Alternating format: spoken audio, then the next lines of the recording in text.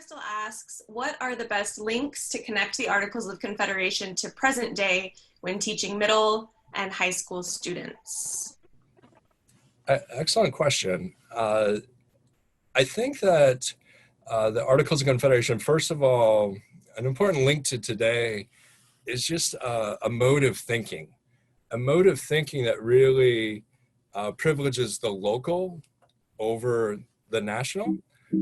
And that's something that continues in our politics to this day.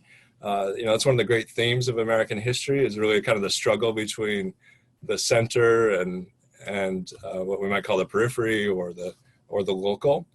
And so that doesn't go away. There's also important things, in disparaging the Articles of Confederation, sometimes we kind of miss the most obvious thing. It helps to create the country, right? I mean, it names the country. This is the United States of America. So in that sense, even though it's not still operational, it's a living document. It's part of our living history. And when we get into it, I'll point out a few of the specific articles that actually carry on to this day. One of the things that I mentioned was Congress being in charge of admitting new states. That still exists. But also things like the Emoluments Clause, which has been in the news a lot in the last several years, and the provision that says that we can't have titles in the United States.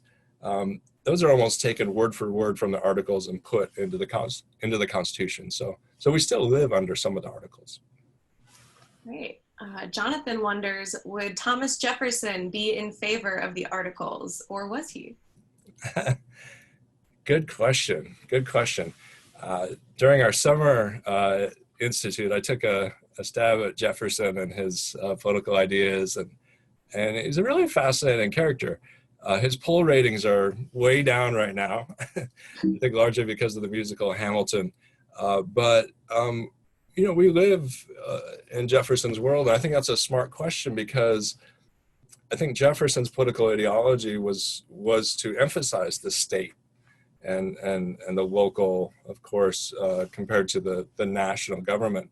And so you would think he would be a fan of the Articles, but by the time this debate was happening, he was in France, and he sometimes is listed as an anti-federalist, as someone who opposed the Constitution, but that's not quite right. He was just gone, so he didn't really participate in the debate.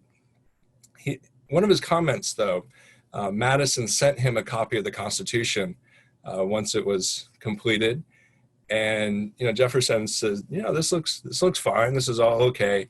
But then he said, "Where's the Bill of Rights?" And that was something that he held out for, which was similar to the anti-federalists. So I think one thing that Jefferson did is that he tapped into that same source of support for the states that had existed under the Articles.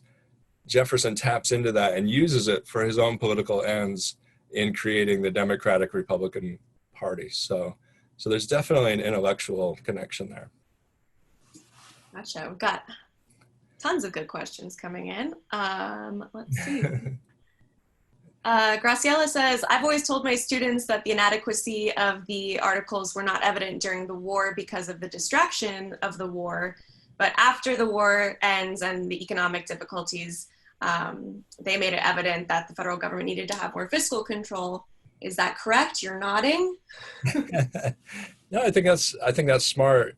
And I think that everyone recognized that, I mentioned that the people fighting the war certainly feel the limitations of the Articles and what they could do, but it wasn't a time to have a great debate about the perfect, form of government, that they just had to kind of go with what they had at the time. So I think that's absolutely correct, that it takes until after the war for them to really focus on this and say, okay, well, there might be certain things we want to do as a country that are really hard under the Articles. I will say that at one point, they got 12 of the 13 states to agree to the idea of national taxation. There was one holdout, and that was Rhode Island. Rhode Island is always kind of the holdout in the early American period. And that shows, what made it so hard with the Articles, even something just to be able to tax, that fell into like amending the Articles, because it says in the Articles that the national government can't tax. So it took all 13 to agree, and eventually, like I said, I think that maybe as much as anything really kind of dooms the whole system. Did the Articles signers actually expect this government to work? They did. they absolutely, they absolutely did. And part of the reason is that they were really kind of operating with how the Continental Congress had functioned. So under the Articles of Confederation, it's one state, one vote. That was the same under the Continental Congress. And I think, I was reading the Articles again this afternoon, enjoying that. Lovely experience, very, very nice. And if I remember correctly, it says something like each state can have up to 7 delegates, right? I think from 2 to 7 or something like that. So they can have 7 people there, but they still have the one vote. So it was what they knew. And again, their big fight with Great Britain was that it wasn't Parliament and the king that was sovereign, it was the individual colonies. And so that's what the Articles provided for. And so I think they were pretty, happy with them, at least initially. I do want to say the questions that we don't get to right now, we can copy, and hopefully Dr. Brunsman will be kind enough to maybe type out some brief answers and we can share them in the Google Classroom. That's right. Or I could stop like talking so much, right? Professors profess. We could have a lightning round too. Let's see. It seems that Madison and Hamilton were on the same page with regards to a new constitution. Where and why did they part ways beyond that? Oh, what a great question. I'm not going to be able to use that for the lightning round. That's a complicated one. I was going to say, this might be complicated. So there's a big debate about this. And what's fun about historical debates is that we actually don't want to totally solve all of them, right? That puts us out of business as historians. And this is something for students to understand, that we don't necessarily resolve everything. And one of the big questions really is Madison.